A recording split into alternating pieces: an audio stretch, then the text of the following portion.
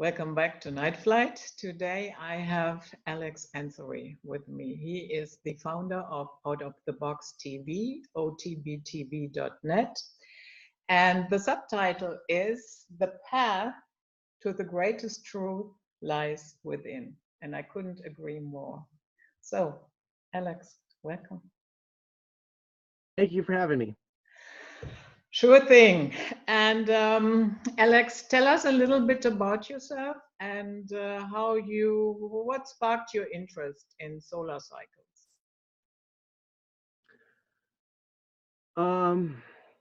See, right now I live off the grid and I'm from Portland, Oregon. So there's been a lot of research um, and experience talking to different people living in different areas and reasons why, I chose to move on from living in a dense population center, concerns that I have about the future as well, and changes that I believe that the sun is going to continue to bring our world. What I noticed in my own life was major changes, personal changes during changes in the sun, from a solar minimum, for example, into a solar maxima. For example, the late 1990s leading into the 2000s, I went through a lot of personal change. And it would be in that period in which I took a more active interest in the alternative media, specifically Access Television in Portland, Oregon. But at that time, the solar cycles wasn't on my mind. It was just the changes that was going on in my life moving forward. It would be around 2009 in which I saw a more direct correlation. And as I began to investigate various topics, various manufactured events, things of that nature, including the event that led to these wars, I began to see the peak of the solar cycle as something that was constantly present. And in more recent years, I've been looking at the paranormal aspect of the solar cycles. And so we are moving into a time now, solar cycle 25, as we come out of this deep solar minimum, in which I think that we're going to see a lot of great change. And that some of the manufactured events that are on the back burner, events such as World War III, they have the potential. I'm not going to make a full-on prediction, but there is the potential of certain manufactured events making themselves more apparent and known, moving to the next level. And we're seeing signs of that now. We're in a period in which we're also seeing a record number of cosmic rays, as we see the least amount of sunspots in a deep solar minimum. And so we're seeing the social behavioral effect of, I would say, both sides of the solar cycle. And I find this to be interesting because people take an interest in psychology. People take an interest in astrology, but there's actually a number of studies that have been done on an increase in violent crimes during geomagnetic storms, also an increase in suicides around new moons. And so in the last several decades, science has been making certain leaps that can help it really understand human psychology and human trends on a much deeper level. Unfortunately, most people, even in the conspiratorial research community, overlook the influence of the solar cycles. And so my concern is knowledge can be used against an unknowing population. And so the dark occult that seems to be running things on this planet appear to be using the solar cycles against the human population. And that's one of the main things that I'm trying to bring awareness to. Okay, thank you for that. So when you say solar cycle, not everybody might be so versed in it. What is a solar cycle? Well, they started counting solar cycles in the West during the time of Galileo, and so we're moving into solar cycle 25. We have sunspots that indicate a particular polarity, magnetic polarity. So right now, for example, we could see reports from spaceweather.com that we're seeing various sunspots emerging with different magnetic polarities. We're essentially in between solar cycles. And so when we start to see more sunspots of a particular magnetic polarity, this is more of a sign that we're moving incrementally into sunspot cycle 25. But overall, there are concerns that we're moving into a period of less solar activity. So that's where people have been warning about the grand solar minimum and the consequences of, which is an increase in cosmic rays And with that, there is a increase in certain cataclysms, natural disasters, failures of crops, other systematic strikes to our civilization. So there's a lot of concern right now regarding that. So there's many different perspectives on the solar cycle influence, but the solar cycle peak is described as a period in which there's the most amount of sunspots. And so the peak of sunspot cycle 25 is predicted to occur around 2025. So right now we're looking at about a 6-year difference. Right now we're in the deep minimum, the bottoming out period, and the most amount of cosmic rays are entering into our world. And so there's a number of places where people can learn about the sun, and there's new scientific discoveries coming out all the time about what drives the sun. There's also a lot of potential disinformation that's out there regarding the sun as well. And a lot of pressure, if you will, to follow certain trends, you know, whether it be flat earth or something like that, just because it may be popular and trending and supported by an algorithm. And so I'm an independent mind who's not someone with a political agenda. And so that independent mind is going to express itself in a number of different ways. So what I've been looking for is to uncover the rocks, right, where people aren't necessarily looking. And that isn't the same thing as saying that I'm here to debunk other people's research, you know, that are in one area of research or another, but to simply shine the light on things that people may not be thinking about. Mm-hmm. Because of the solar minimum, some people, yeah, then their research, they're all indicating we are heading into a new ice age. Would you agree with that? It's possible. So certain things are possible, but I don't have a crystal ball whether or not we're going to go in that direction or not. I know that it's getting colder now. We're getting snow earlier than we normally get. We're seeing major weather changes going on around the world. So there are signs that we could be going into a extended period of less solar activity. One of the things that I've been looking at, however, is how we're affected by the sun itself. So even with a cycle that's becoming less active, we could still be affected by the sun when we have those geomagnetic storms, because some say there's a causal factor between the weakening Earth's magnetic field and the weakening solar cycle, so that as the solar cycle gets weaker, more solar radiation, other things are making its way through the veil. So we could be more susceptible to these solar shocks and solar waves. And so I think that's what's happening now. We actually are doing this video now after we had well over a day's worth of geomagnetic activity. And so those are periods in which we may notice, you know, changes in our dream state, changes in our consciousness, maybe even visions. So this is the interesting element of the solar effect on human consciousness that I'm attracted to. But we could be experiencing more of these solar blasts as we go through this thinning of the Earth's magnetic field as the solar cycle weakens. And so we could be becoming more aware of a variety of things as our world is changing around us, because we are affected by these very things. Our consciousness may be going through shifts as there's a variety of storms that are occurring on our planet. I don't think that technology is controlling everything, but I don't discount it. And so there are these massive cosmic changes that are taking place that are also changing us.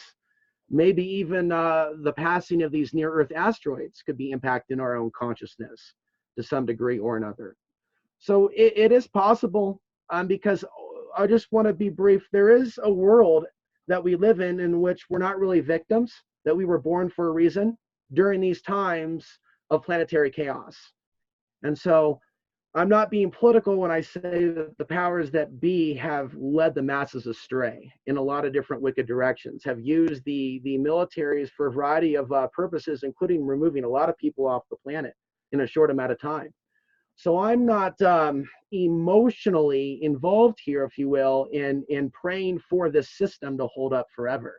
It's beyond my control. That would include like a number of different processes that allows for civilization to flourish. It's been led in a particular direction.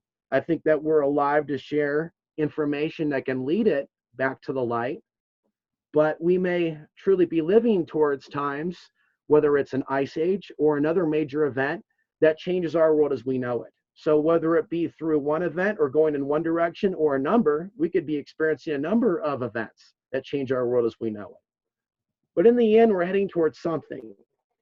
So we could see, for example, a major power outage coming from one event or another, and then a sequence of events that may lead to an ice age. Would the ice age perhaps happen first before other events? We probably would experience other disruptions first, and I think we are now. We're seeing right now a lot of disturbing signs and drops in the temperature. We're seeing a misdirect from the sun's impact on climate in the mainstream media. So we're not even getting true education about the solar impact over climate. So we're already in a world of disinformation that isn't going to change anytime soon. I am convinced in our lifetimes we're going to experience potentially some major event, however, whether it be one or another. Yeah. So today I read the following headline. Unrest in France, Spain, Algeria, Iraq, Lebanon, Egypt, Hong Kong, Venezuela, Chile, Ecuador, and Bolivia. Do you see a connection? I see a connection, and I could be using this time to track quite a bit of events in real time. A number of people can that find this subject to be interesting. I saw a couple of stories that got my attention once I also could see that there was increased geomagnetic activity. You know, I look for the stories you don't see every day, things that make you go, like one story, a woman drove her vehicle, her RV, into a casino in Las Vegas, right as we were in the red on the planetary K index. So in the lower right-hand side of spaceweather.gov, it's showing that in real time. And then I see over in Russia, somebody may be involved with military, was involved in some sort of mass shooting or breakdown. And there were other couple of breakdown stories as well. So there may be like a pattern to certain things. When I first started looking at the solar impact while living in the city in Portland, I'd be looking at the planetary K index when we were coming out of the quiet part of the cycle, when it was becoming more active in 2010. And I was noticing more drive-by shootings and stories of gang violence, and noticing a direct correlation with that. And, you know, this is something that people can look at on their own. Some people are going to be more sensitive than others. Some people just need to be educated, and they might become more aware of why they're suffering from certain types of insomnia, certain types of dreams, even lucid dream states. So this is not something that exclusively causes all people to become violent at the same time. Rather, some people may have a breakdown and go off in a particular direction. Others, they may have a breakthrough in consciousness. One of the ways in which I'll feel the effect, to be more specific, is a strong need to take a nap, like as the geomagnetic activity is taking place. And then kind of a resurge of energy when the geomagnetic storm is over. There may be also other subtle influences based on where we are on the planet. So like the West Coast, for example, is near the zero contour lines. And according to an article by Greg Braden called The Shift is Here, there's some really good articulation of his thoughts on how there's so much change going on the West Coast due to this massive change in magnetism. Certain areas, you can even think of them as acupuncture points. And so other places, other than high energy places instead where the energy is more stagnant, we may see less change, say places like Middle America, certain places, in the heartland. So I think there's a high and a low to different places at different times because of the magnetism. Certain people may be having a deep spiritual experience or transformation in the same region where some people are experiencing extreme drug addiction and other types of violence. Ultimately, the powers that be seem to have some sort of deep knowledge of human physiology, how to push people's buttons, how to get the masses to act in a particular direction. And now that they truly have control over these tech giant industries, Facebook, YouTube, on and on and on, right? They have a certain power that tyrants in the past could only dream of. So I think that we are heading towards controlled events and chaos to where they are actually pinpointing the exact day and period or period in time in which they want people to respond the most emotionally, using social media and technology to engage in mind control. So if people learn about these things and start waking up and starting to study history, and if they know that there was a period of manufactured events on the timeline, and they learn the solar human emotional connection, the people can start waking up to what's going on here, that they're leading us in a particular direction, that all this divide and conquer, illusions of separation, propaganda that has polluted the internet is actually there on purpose, building and building and building. It doesn't mean that everyone's going to fall for it.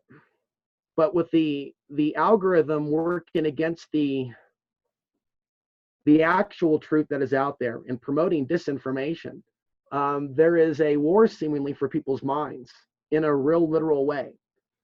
I think that what we're involved in here is trying to awaken people to these deceptions that come from a more dark spiritual place. One could even say archonic, than blaming.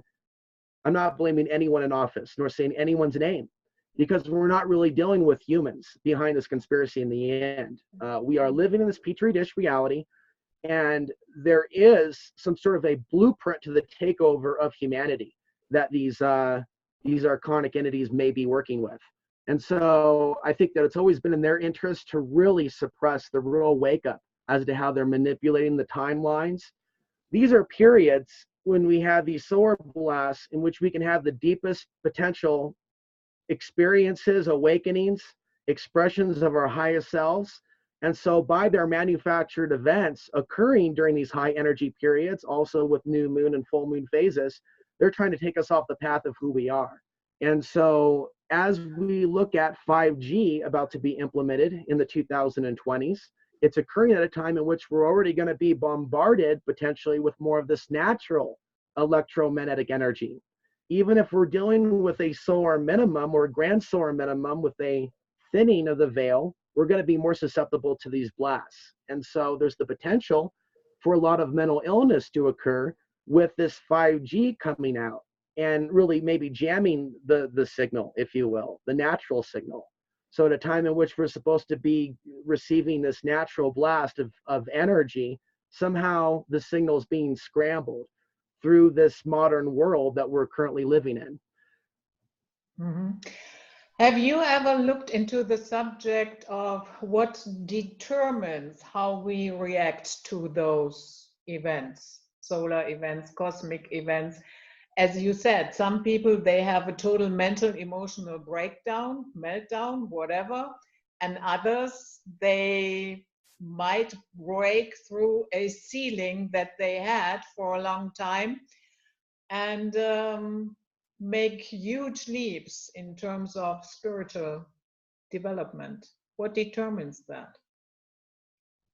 Well, there are some studies that have been done on the effect of geomagnetic storms. If you're getting, if you mean in relation to actual studies, there's a number of them that have been highlighted. One by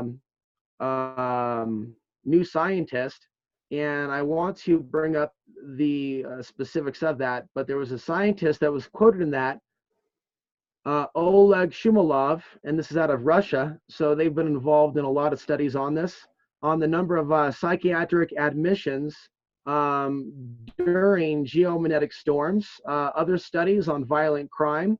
So they've done a number of studies that I have archived over at solarmaxnews.com. So there's a number of different studies. I also have a slideshow that references some of these studies as well, and the information of Alexander Chizhevsky, and just going by memory from about 1918 onward. I'm not so sure when his studies exactly became famous or well known, but he's started to come upon his hypothesis around 1918 or 1919. And his studies eventually attracted the attention of the Russian oligarchy, and he ended up being detained and doing research in the coal mines. And so there's a lot of research about Alexander Chizhevsky that's actually still in Russian, that still needs to be translated. So there's some information that's been compiled by Burl Payne. And so People after him verified his research that in fact there is a causal connection between these international battles, specifically periods of more wars, outbreaks of wars, riots, civil unrest. And so there's a chart that's on the page that I have at solarmaxnews.com that shows the highs and the lows of these international battles. Some of the major events that have occurred in our history include 9/11, a period in which there's an increase in solar activity and a major event taking place. The Carotene event, 1859, for example, that took out the grid at that time, occurred right before major events for the Civil War, for example. Most people won't find a correlation between the outbreak of a civil war and the energy in the United States at that time, and also the Carotene event, but these things are connected. So right now we're bombarded with fearful news, although most people are not prepared, for the grid to go out. But we're bombarded with news about the potential of the grid going out as a result of a massive solar flare. People aren't necessarily aware of how some people physiologically are affected by these things. 1989, a solar flare affected the grid in a part of Canada. But at that time in 1989, the world was also in upheaval in other ways with the fall of the wall, the late 80s leading into the 90s, Desert Storm, and that particular event. So we could see a number of periods also of changes in human consciousness, even some sort of in pop culture interest in a particular type of fad or style or something, some sort of mania, some sort of madness of the mobs around some sort of thing as there's wars taking place. And so I think that we have that phenomena with solar cycles, that humans tend to get more excited, whatever their star sign, whatever their ethnicity, whatever their gender. So Alexander Chizinsky called this the Human Excitability Index.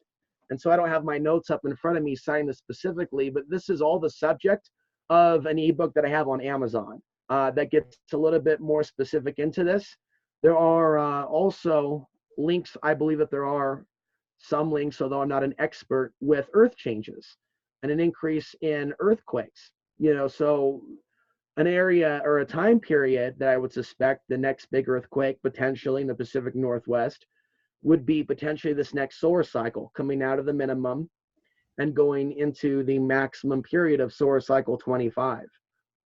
So I think that based on what we've seen with past solar cycles and correlations, that even with a weakening solar cycle, that we could still see some stuff taking off, major world events.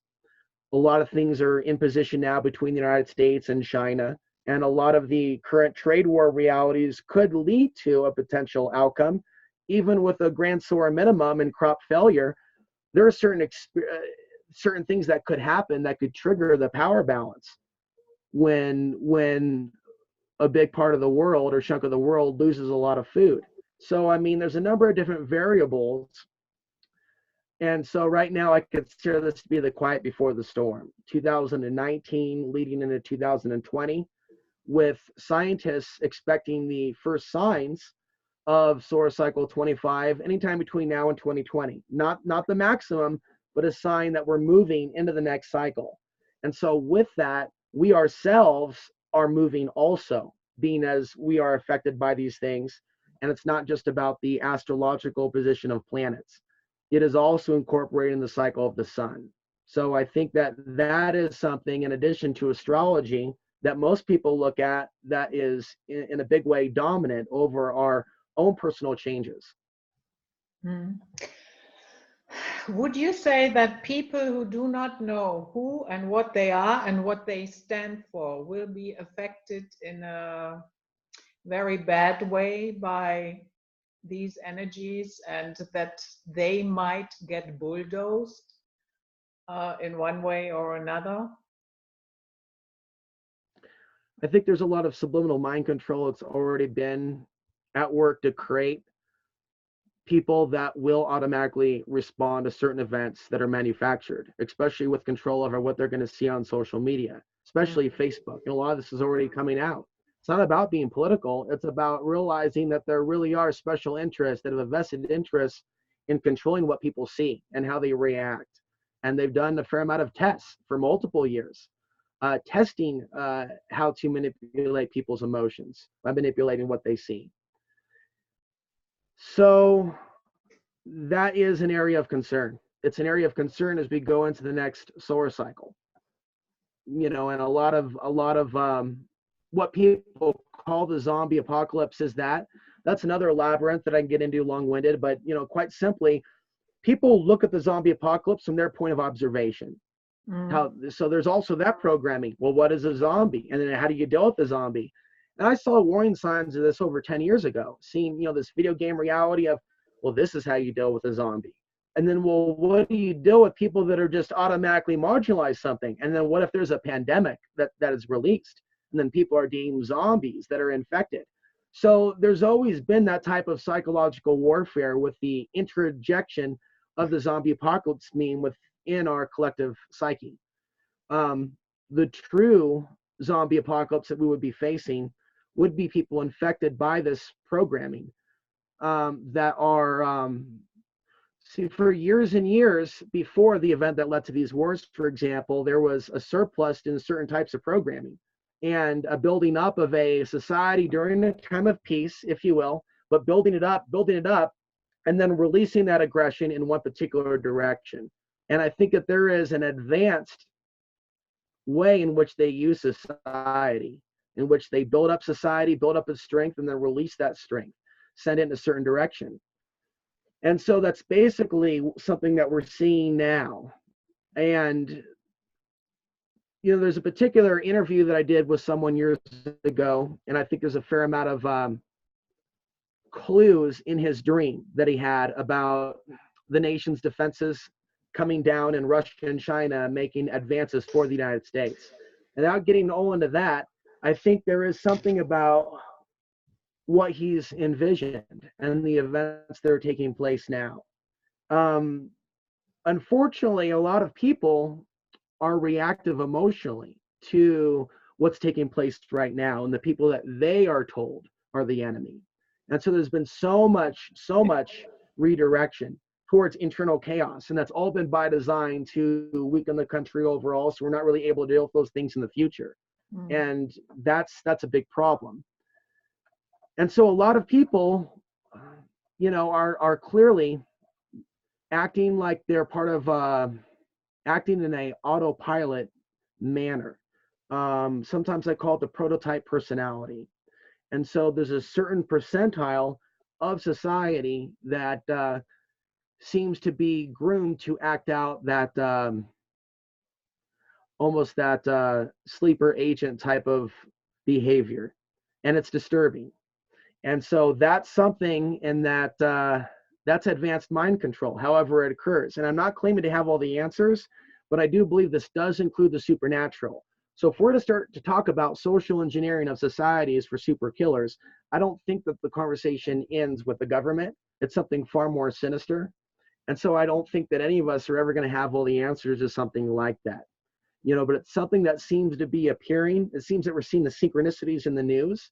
People that sometimes wake up with this type of declaration that they're out to destroy everyone around them. And we're reading more of these stories of people that are seemingly snapping and acting out some sort of a program. So I think that some of these stories that we're seeing are clues, and people should be paying attention to what's happening with the sun and or the cosmic rays and or maybe other factors like near Earth asteroids, and see if we can have, deeper data to support some of these concerns of a deep correlation. So I think that's where we're at right now. We're in a period in which these concerns that we're having are manifesting as we're going through one cycle and another. And on a small level, violence aside, I've seen in my own life and experiences major changes in human behavior and perception, for better or for worse, when we go through these major changes, or things like a polar vortex, major changes with the weather. You know, people are going through something deeply profound, like they're shifting as well. Yeah. So not everybody is going to handle those shifts very well. And that is something that modern science could do a lot to catch up with the scientific reports that are out there that they have done on the causal factors. they can do more than offer people drugs that will often, in many cases, make the situation worse.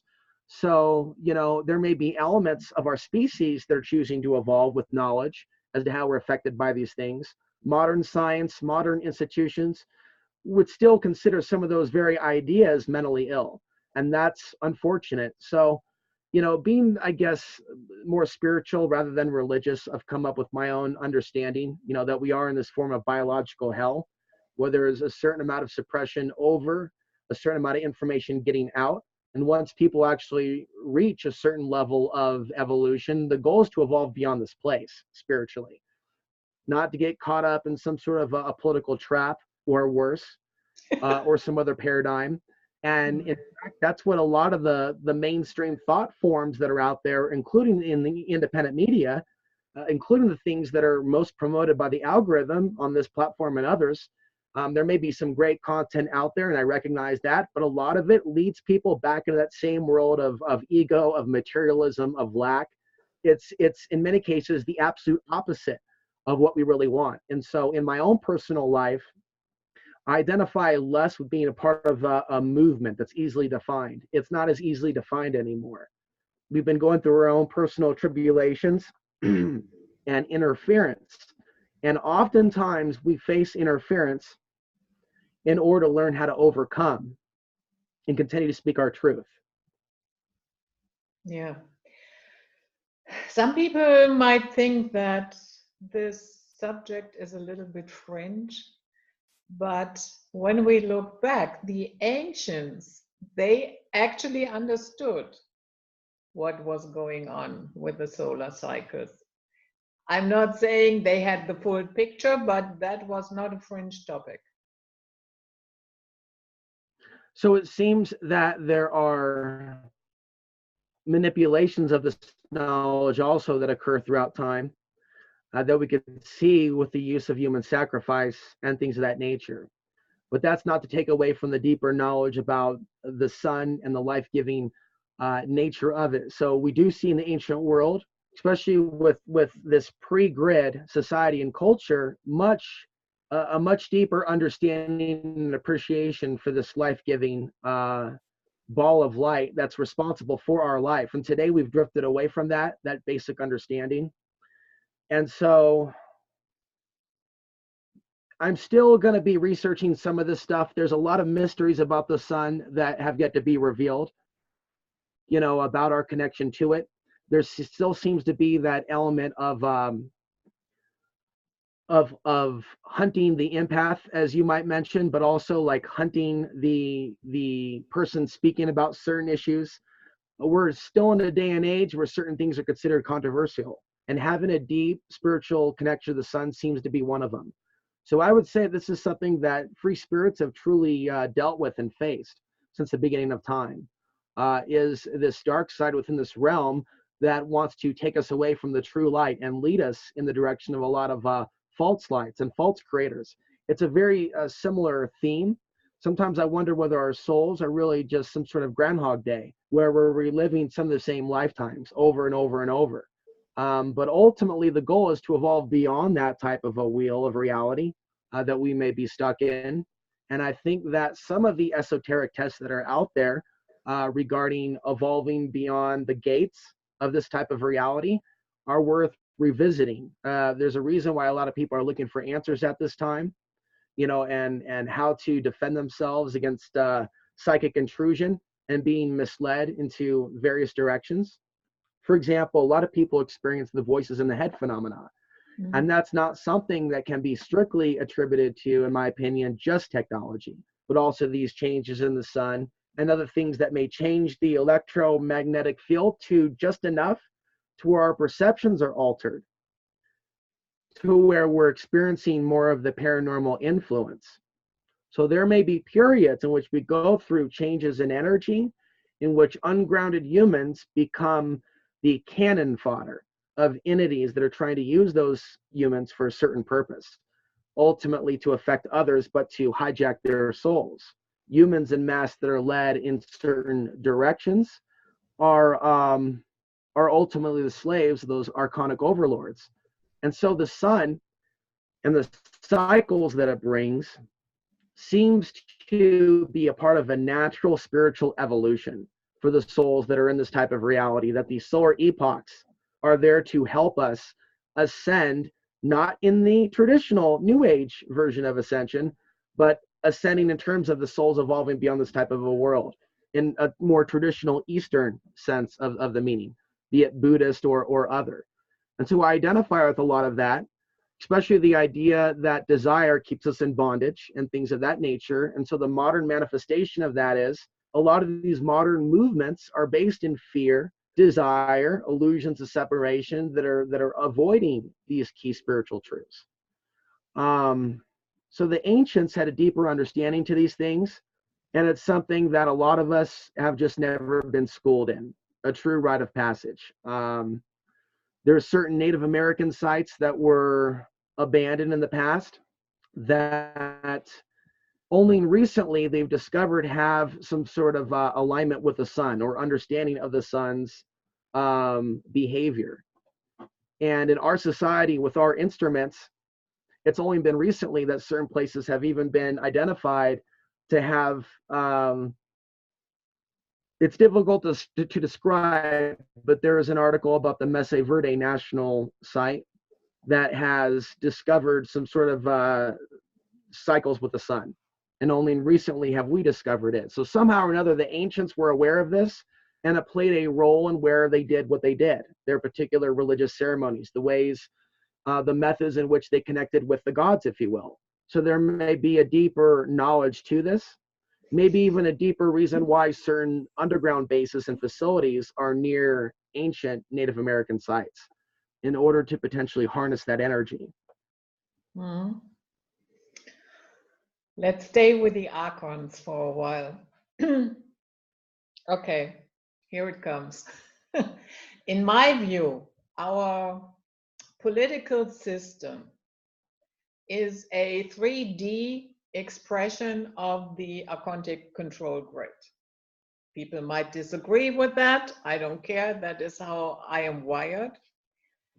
And I'm always amazed how much energy people are still putting into, yeah, let's say, oh, we're having this election, we're having that election, as if it matters.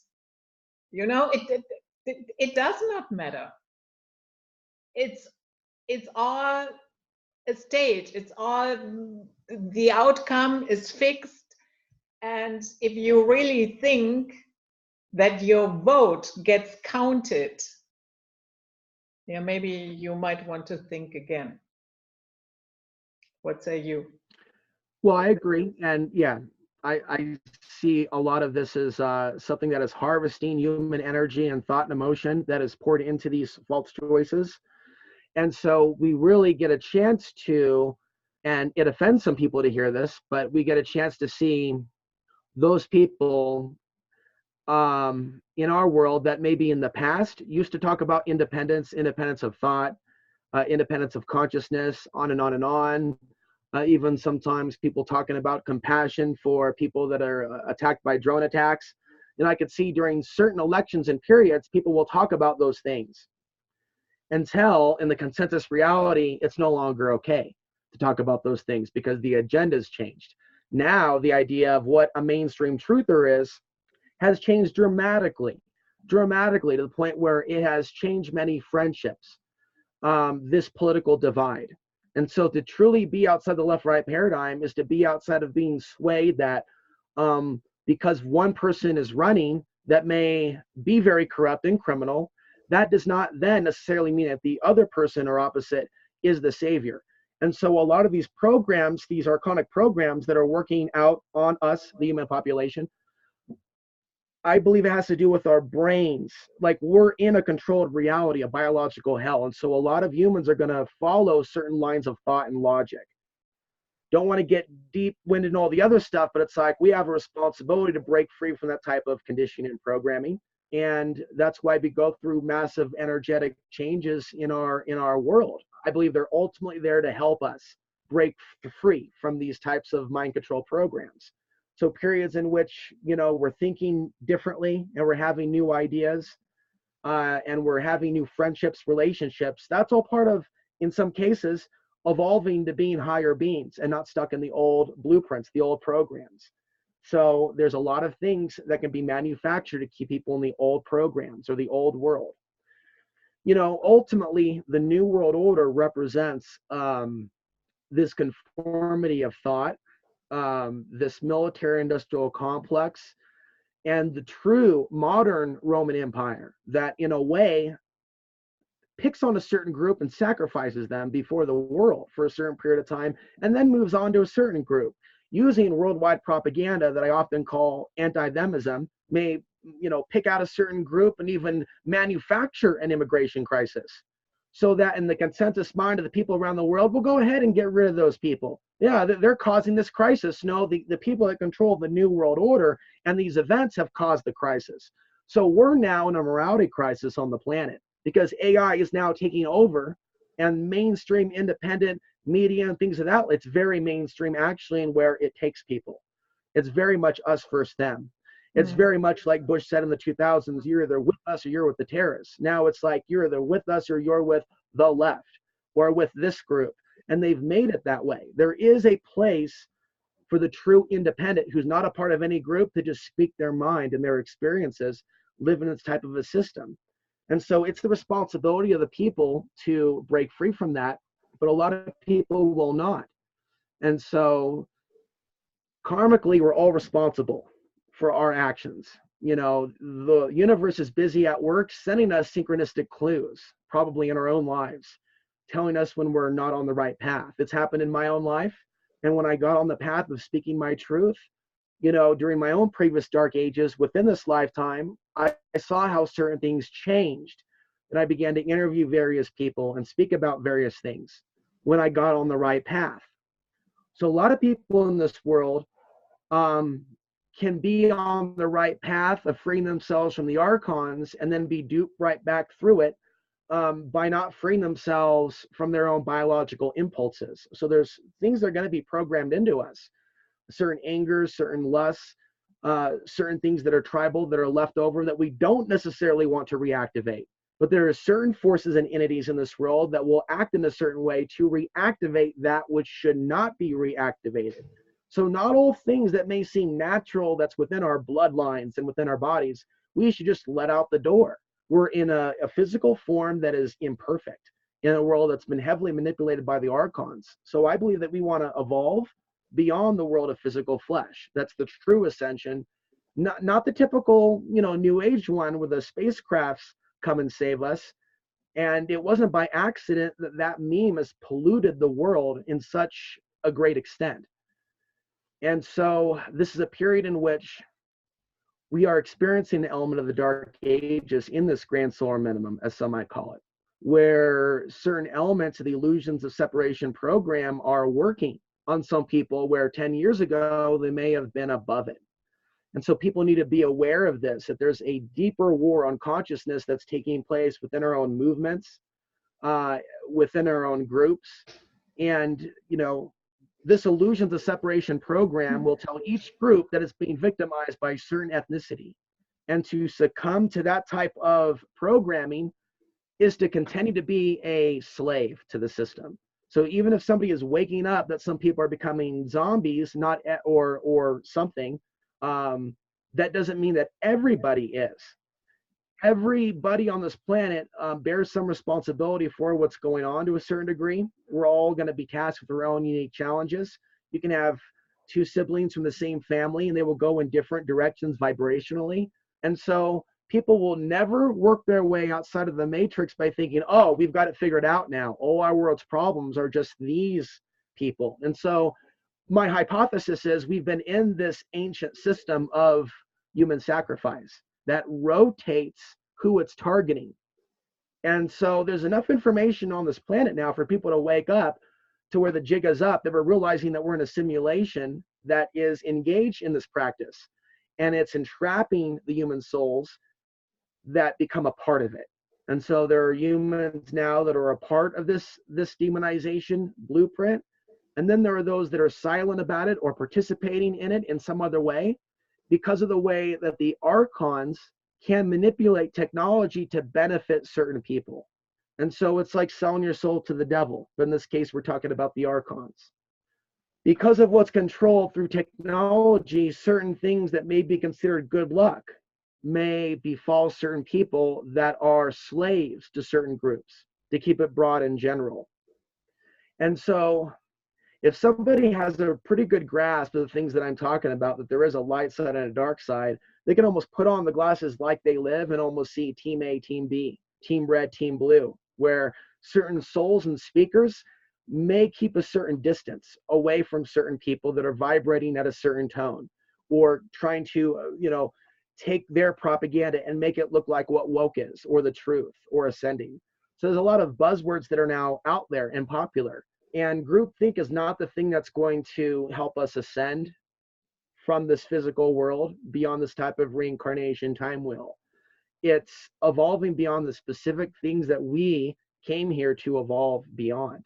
So I'm going to have certain things that only now Ansary is particularly tasked with. And that may include speaking about certain things that I'm becoming aware of, even if those ideas are mocked. That's not necessarily somebody else's karma. And so we are here, though, for a reason. I don't think that anything is an accident. And so this archonic machine will try to mirror our own thoughts, as others have said, to redirect our attempt to evolve ourselves. For example, there could be ways in which the archonic matrix tries to tempt the truth speaker to go in a certain direction, or to change their speech to promote a certain meme, to report a certain type of news, even if it's not necessarily true. And we've seen certain examples of this in the world in the last couple of years, to where just talking about certain things and joining the group mind does a lot to improve one's algorithm or reach. So I think that people need to rise above the peer pressure to change our behaviors too much to serve the machine. A little goes a long way.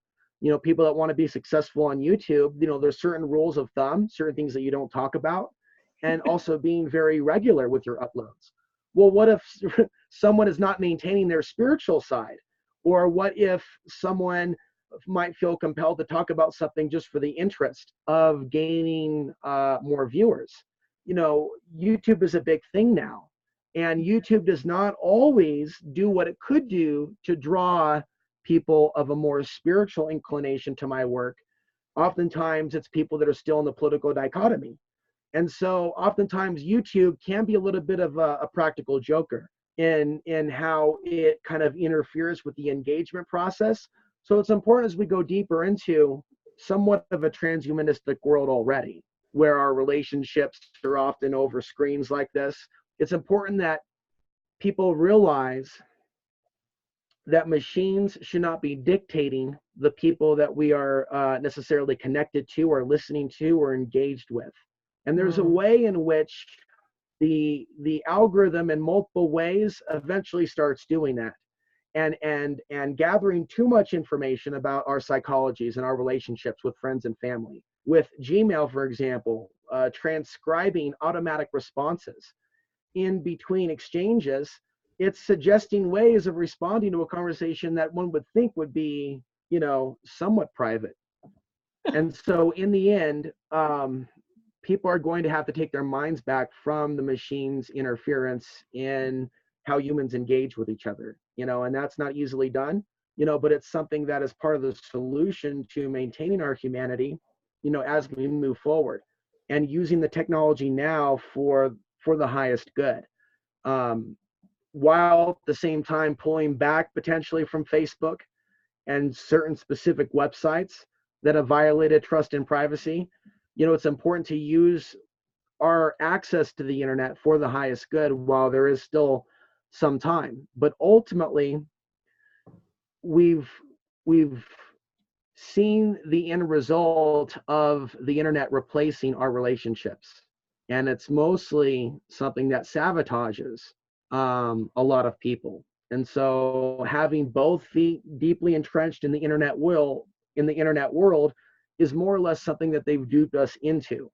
It's a big step on the way to transhumanism and virtual reality. It's something that a lot of people now that talk about, transhumanism and the beast and implants, they may not fully understand how their thoughts may have been implanted through a controlled social media feed. So in many ways, there's ways for us to look at ourselves in the mirror, because this is about personal evolution, freeing ourselves from a deep soul enslavement to this type of a world. Mm. I agree with you. There is a huge push to polarize everybody. You know what I mean? And especially since Trump came in. I'm not a Trumper. I don't have a horse or a dog in that race. I'm a political atheist.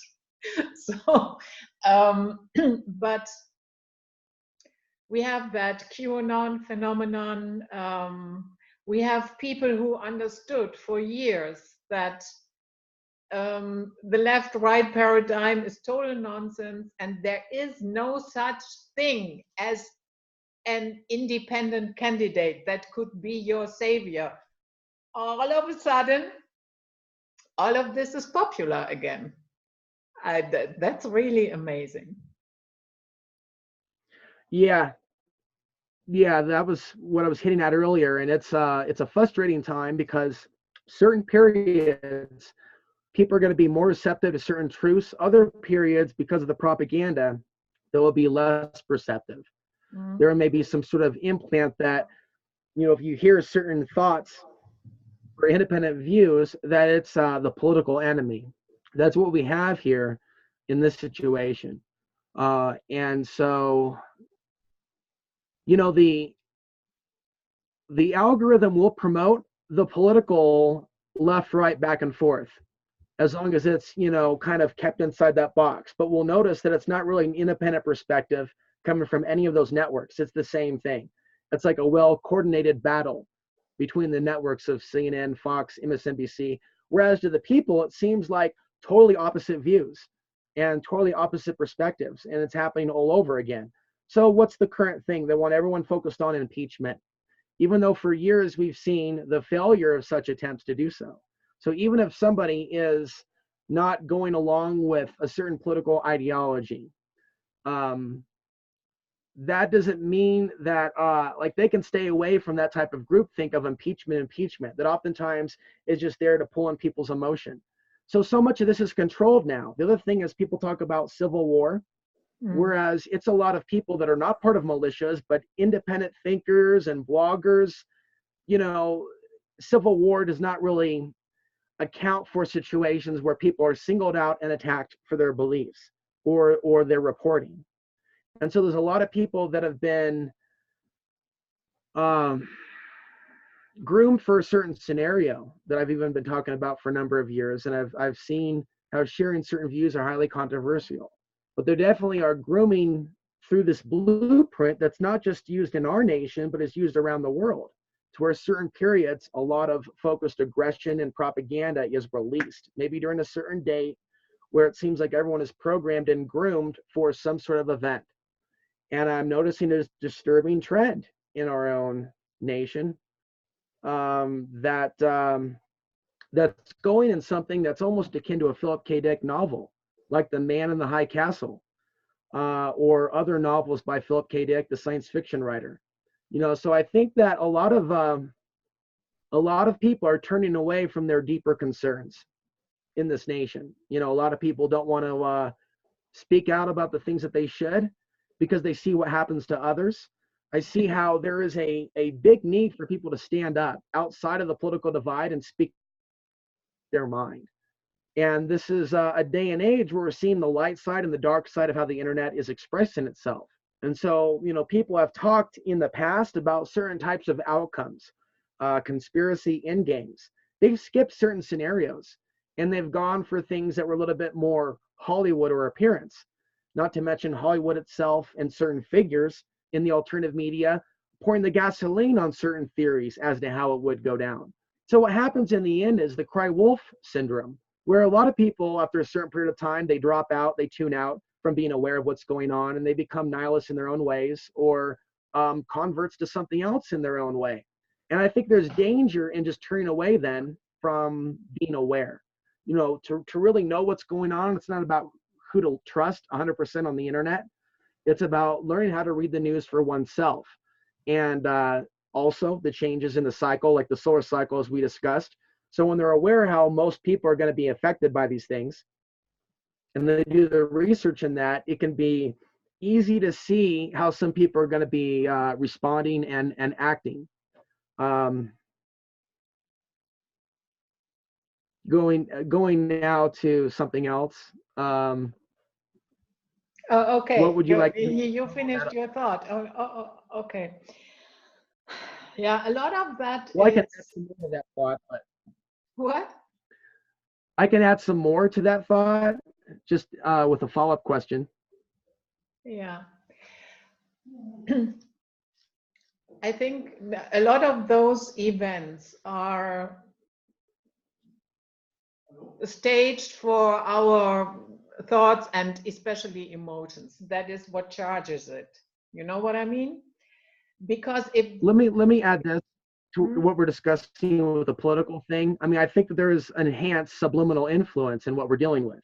That is something I probably didn't get into in the last part. There's a lot of subliminal influence, power of suggestion happening just from technology, whether it's Mhm. supernatural or something else. And Mhm. so there is a lot of that is powering a lot of this, more so than I've ever seen with previous administrations. And so that's ultimately one of the things that's been a big influence with a lot of people. Yeah. So let us go No, back. Hmm? Let no, it's us. okay. I'm sure there's plenty of editing to do in this one. I don't think Because so. there's certain parts where like I summarized my point pretty quickly and then just kind of went on and on and on. So there could be some editing in this one. No, I don't think so. I like little flaws. I don't like it if it's too Okay. polished. So Sometimes I'll just go on the same idea, but the political divide now is manufactured to lead to uh, a more dangerous scenario. I used to talk about this all the time on my YouTube channel, and yeah, it's a little too concerning. But yeah, we're heading towards something that's splitting us entirely within this nation. It's a very deep psyops. I don't know if we're ever going to recover from it, but everything that's happening now is deliberate on a timeline. yeah, And the types of events that are being manufactured, this type of us versus them, and a very similar aggression on both the mainstream left and right. The type of finger pointing, it creates a very adverse climate for those that are outside of of that political energy. You yeah. know, it's traveling throughout America shows that a lot of these areas are dominated by one or the other, also politically. You know, Mm, mainstream Democrat ideology or Republican without like a thriving third option or another type of psychology. I mean, yeah, so obviously that's what people need. People obviously have been trying to create their own independent communities for many years, but that requires responsibility. Um, we're not really taught how to work with each other within the society to live outside of these arcana controlled realities. It's a very difficult thing to kind of implement, but we all kind of want it. But there's things to work towards with regards to that. You know what it would take to live in societies without you know all of these controlling mechanisms. Ultimately, learn dependency on the grid itself, and that is ultimately sabotage. If they know that something's coming to the grid to disrupt things and people aren't prepared to live a different way or to communicate with their neighbors, you know, then one could look back on this period that we're in now and see it as a period in which there was purposeful sabotage to get people divided, very distrustful. And that is not where we want to be in a period in which we're dealing with near Earth asteroids, stories about long term power outages, you know, things of that nature. It's a time to rekindle our own spiritual side of ourselves. Things like forgiveness and prayer and meditation, going beyond our ego attachment, even to this material plane. You know, mm, without going too far into those areas, as things get worse physically and socially, we should be even more involved in our own spiritual journey, which doesn't include fame and fortune and what other people think, but really understanding, you know, why we were born during this time. You know, we're in between worlds of being completely put into this Borg-like reality, but still having like, you know, some flexibility to share our ideas with the whole world. While this technology does exist, it's in a way a magical time period, where if enough people were to change their vibration and their thinking, that we can change a lot of our immediate reality, cities, environments. Yeah. But ultimately, I don't think that we're going to see that massive change. It's really about waking up to what we're doing in this type of simulation. You know, we can put out information that can help others, but I'm not in a state of mind that some sort of massive shift or wave is coming that's going to make everyone super loving and enlightened and empathetic. If anything, I'm talking about shifts in energy that sometimes drive people towards the opposite, you know, and how we need to be able to yield these energies, you know, and shift with them without being taken over by unseen forces. Yeah. Alex, let's take a little break. So we are back. And Alex, what do you think? You touched on it already a little bit, that solar cycles are being used against us, but I would like to comprehend a little bit better how that is being done. Okay. Well, we talked a little bit about technology being used in the manufacture of certain events. So if you look at 9/11, for example, there's some studies that have looked at changes in the Earth's magnetic field around the time of those particular events. And so there may be a correlation between thoughts, collective thought patterns, and things of that nature during times of chaos in which people are swept up in a particular type of emotion. And so the understanding of this potential collective synchronization of thought can be weaponized as people are swept up in particular types of emotions and then thus led to war. Maybe even in other ways, their energy is harvested. If they're caught up in a massive war or reactionary energy or other types of witch hunts, domestic or otherwise, that's a lot of negative energy. And so it seems that there may be a plan. It may already be in place. I believe that it is, that they already are coordinating these worldwide televised events and social media things with certain parts of the cycle, periods in which people are more emotional. Now, this includes full moons and new moons. And a lot of this goes beyond my level of education with regards to astrology. I've never studied astrology.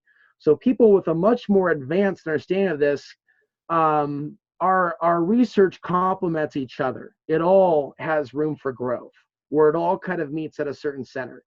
So there's certain times in which we are more capable and even physically stronger than other periods. Like, for example, there may be a link with more testosterone in males, for example, during periods of increased geomagnetic activity. There's other changes to the circadian rhythm. There's a long list of various studies that have been discovered.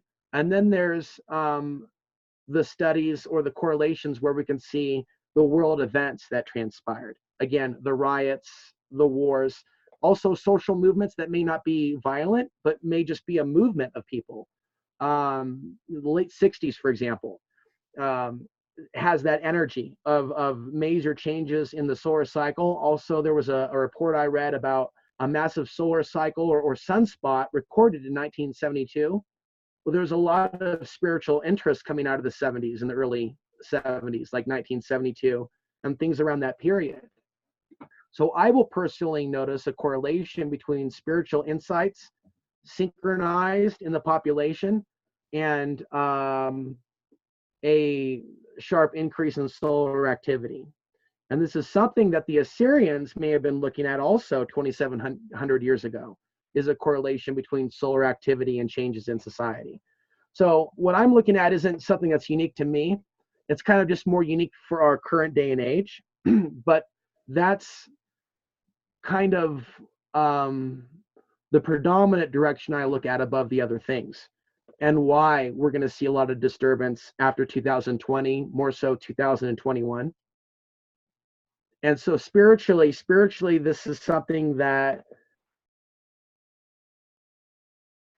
trying to find the right words, activates our energies in a lot of different ways, these high solar periods.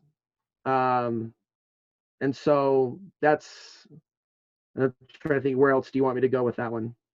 Okay, during a solar minimum, would you say that people are more apathetic And if so, how can you get the people riled up? So there is a link between more apathy, in my opinion, observations, less protests, less reactionary behavior, just overall less tensions. And there's ways in which that can be used also against the population by the people in control that are trying to move forward certain agendas. But there may be, according to other reports I've come across, like government studies on periods in which remote viewing has been more accurate. For example, they have the Stargate program, and according to one link that I found in post at Solar Max News, they may have found a link between less solar activity or solar minimum and people being more intuitive or psychic. And so, to answer the question about riling people up, people are going to be, another way of looking at it, waking people up or informing people about certain things in the quiet before the storm. People may be receptive to certain ideas when they're less busy, when their minds are less busy and activated and less emotional. And so by being less emotional, more introspective, maybe in that stillness, there could be more receptiveness to that truth within them. And so I think that's the key there, in that certain ideas may blossom best in certain periods. There's a time and a place for certain concepts to be shared. Even when I look at my own history of activism and speaking, there's certain things I'm talking about more for a couple of years, and then things may go more into a certain direction. And a lot of things are my observations. Okay, so when we talk about how the elite use the solar cycles, that's still an essay that's evolving over time. But it, again, is the manipulation of real world events and media, specifically media in today's day and age, to change consciousness immediately to where their heightened energy goes in a different direction instead of something more spiritual. It's rerouted essentially. It's modern day mind control powered by instantaneous messaging. See, we didn't have this type of grid in the past that's so controlled by artificial intelligence. So to me, it is avoiding the black magic of today's day and age and sorcery of having an impact on our soul, of being able to hijack who we are. And right now, it is mostly a totally unknowing society that these things are going on. So I actually don't know at all how to necessarily wake the people up. I'm saying in general, I've seen some very negative signs in the collective in recent years. If anything, maybe there was more hope years ago. I see signs of people under great influence from things they don't even understand. And to me, in the end, that's the way this world has been for a long, long time. And so there is a purpose in informing people. But if we become too attached to the outcome, which is a better way to say it, to the point, then we can remain in a miserable, tortured soul state. This world is potentially going to stay in a certain level of control, whether we like it or not. But we have to find some sort of meaning behind why we're becoming aware, because other people look at this world of control and they say, well, you're not going to change it. So why would you try to spread this information unless you're a troublemaker? And many of the programs that are default within this matrix come out of people. It's that interference, that archonic interference. And I've experienced it my entire life. The type of energy backlash to who I am, the things that I'm saying, maybe even the potential that I have to help other people. And in the end, we have to come to terms with this interference and realize that it is being allowed by the Creator to ultimately help us rise above our own egos in this material plane. We ultimately are on a planet that is a history of the truth speaker being persecuted before the masses and worse. And so we have to come to terms with this. What are we really invested in? Our soul, or some sort of McMansion, or some sort of brand? And the brand entrapment of social media has entrapped many souls. So we're dealing with the technology now that can create this type of artificial reality for a lot of people that's really been dropped at the doorstep of people across the planet the last 10 years. There's a big soul entrapment to the internet personality type of a thing. And again, the compromise comes in where people make make a micro religion out of their political beliefs. And they then seek to oppress other people with those beliefs under the guise of saying you're either with us or you are automatically with our political opposition.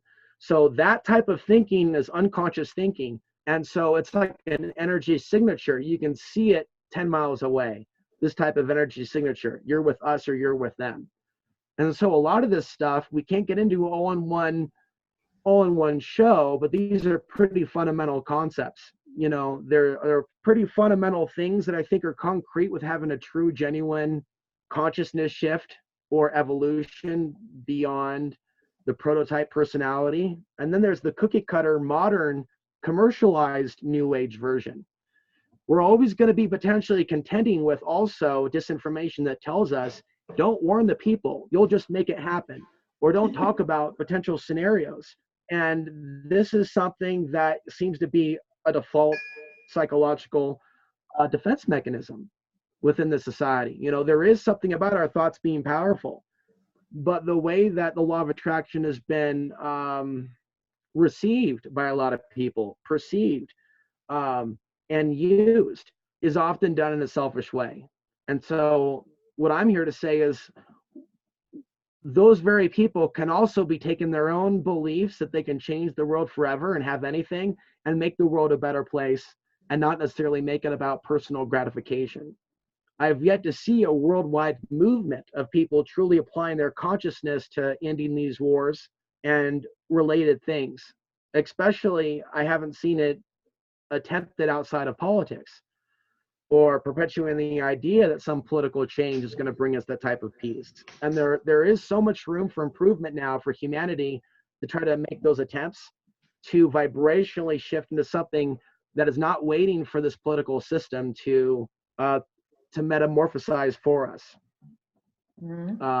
Instead, I see a world that's heading in a certain direction, and if anything, a massive solar flare that disrupts worldwide technology would be more of a reset event, to end it on that note, a reset event that would change relationships immediately and the way that people receive their information and are communicating with the world. Whether we like it or not, we would be thrust back into the Stone Age in the sense of having to talk to one another. And that would also be really frightening too, in the aftermath of so much propaganda. You know, I think that we would see a lot of conflict, unfortunately. My hope is, though, that consciousness of humanity would be better than that and would be able to work out its own problems without constantly being deceived. That hopefully there could be a critical mass in that type of a situation. So, you know, critical mass is an important thing to talk about. But what would a real critical mass look like other than something that's just lip service? So we've been receiving this lip service for years about the collective shift in consciousness. And I don't really think that we've seen it in the end, now that I've been experiencing these different prophecies of the collective shift in consciousness for over 20 years. Rather, I see some things that have come out within the collective that weren't there before, that are negative, that are destructive. And we need to have more conscious discussions about the different shifts that are taking place, how we protect ourselves in mind, body, and spirit, and prevent ourselves from becoming infected. So if it can be used against us, can we use it to our advantage? And if so, how do we do that? Right. Well, I'll just drop some clues that I've mentioned before that relate to collective synchronization of meditations during geomagnetic storms. And so Burl Payne has written a number of PDFs about this, where he tested the results of certain things. At that time in the 70s, they were trying to change the position of a spacecraft, of a satellite rather, that had lost its orbit and was coming back into the Earth's atmosphere. Now, they didn't succeed at that experiment, and he was mocked for it, but some would argue that there is the power of the collective that in some circumstances may be able to affect a certain outcome. For example, in Coast to Coast AM, there's been a number of shows where they have investigated that idea, and I think that there is power in that.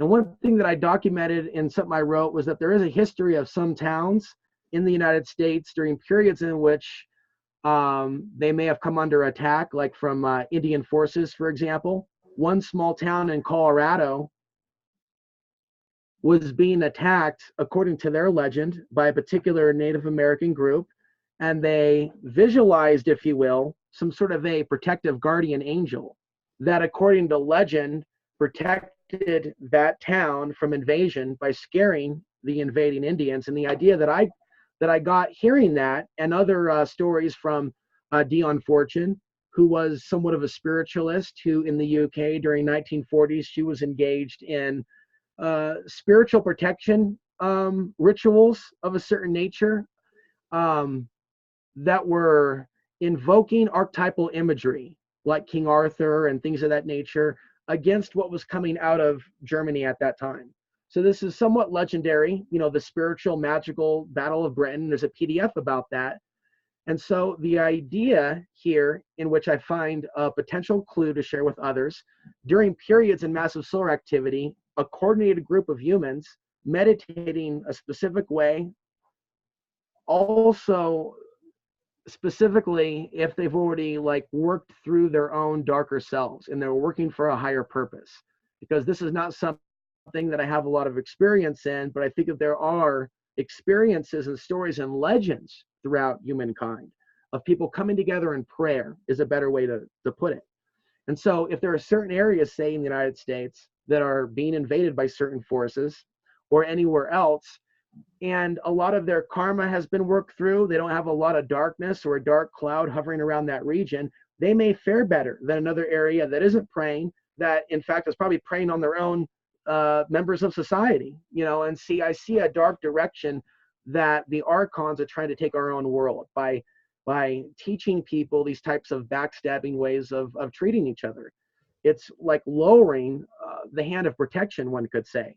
So I'm not religious at all, but I believe in God and something like a hand of protection. Certain actions and certain frequencies and thoughts from the collective can either raise that or lower that over time. And we're kind of looking at a situation now to where it seems that morality is going through a certain type of collapse first, before other types of dangers.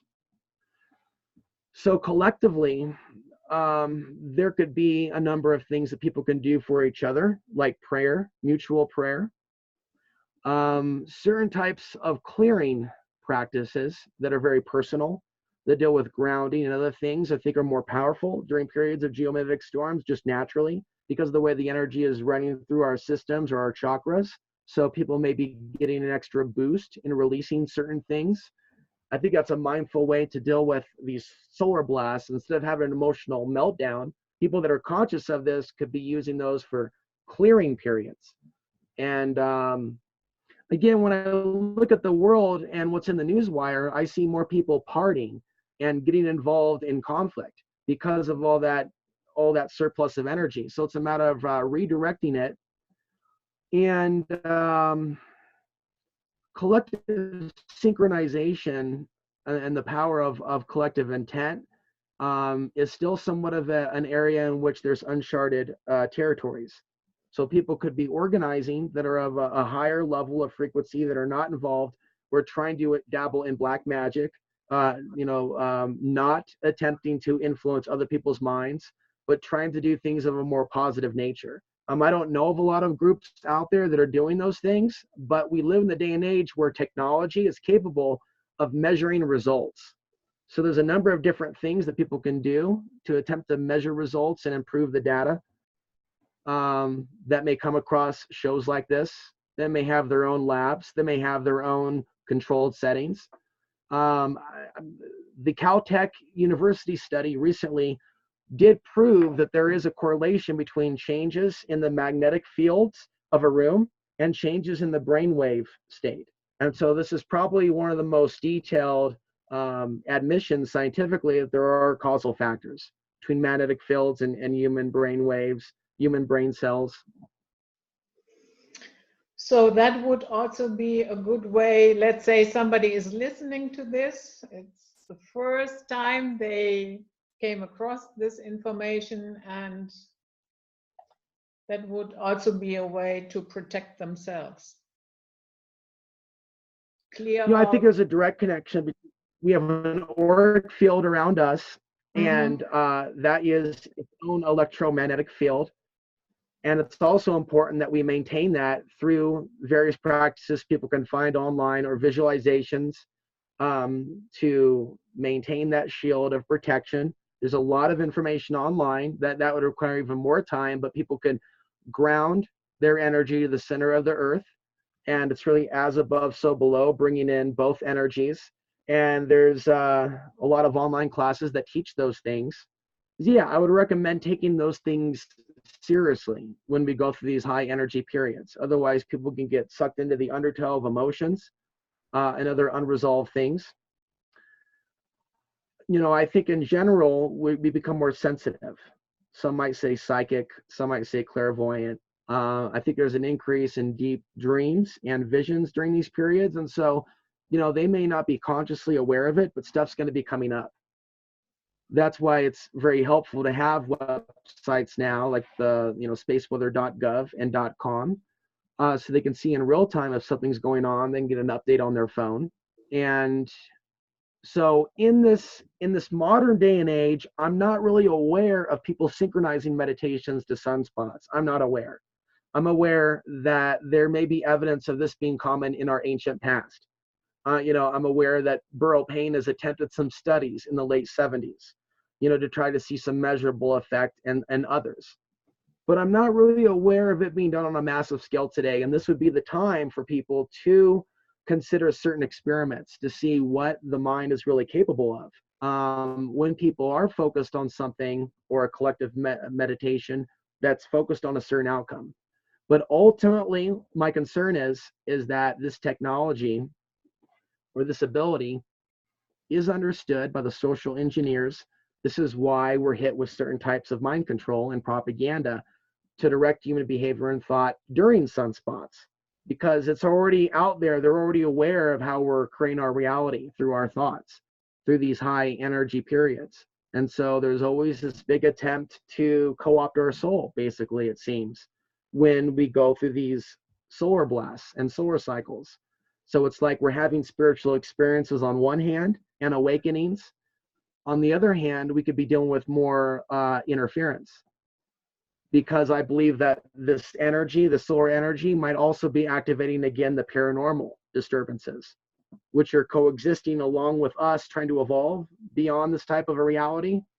So essentially, we're dealing with periods in which the veil is thinner. Perception is tapping into that other dimension. And so to me, it's fairly critical for this awareness to come about, that we're not alone in this universe. And there could be periods.